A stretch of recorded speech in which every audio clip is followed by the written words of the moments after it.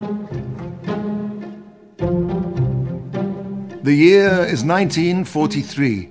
In a farmhouse of a remote European village, two shadowy figures struggle to move aside a fake stove. Behind the stove sits a primitive but powerful radio covered in newspaper.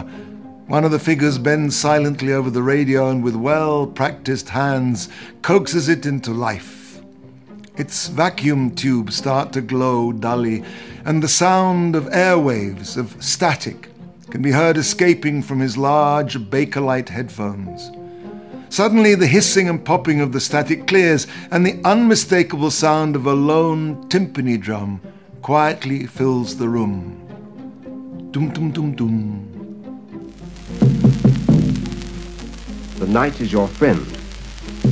The V is your sign. The king was in exile in London. In his place, the Nazis had set up a puppet regime, but the people were loyal to the king, even though he was far away. Every night they tuned in, hoping to hear his voice on the radio. However far away he was, they would never desert or be unfaithful to him. They longed for the day when he would emerge from exile and free them from their oppressors.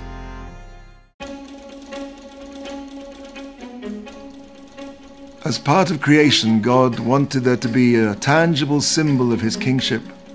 And from this symbol we would be able to glimpse the most distant echo of the glory of heaven, its awesomeness, its majesty. For this reason, God created kings. But a few hundred years ago, kings ruled with absolute authority.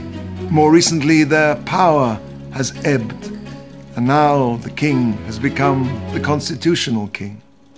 How should we understand this ebbing of the power of kings? God relates to us through mida keneged mida, measure for measure.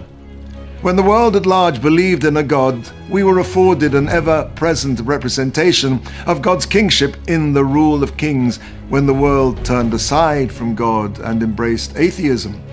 So there was a concomitant withdrawal of the power of kings. For some 2,000 years, the Jewish people has been sitting by its radio, listening attentively, waiting for the return of the king. He continues to rule, even though we do not see him.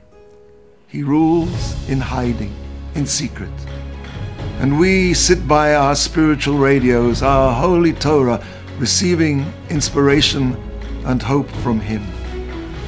We long for the day when he'll return to us, and the world will acknowledge him as the true ruler.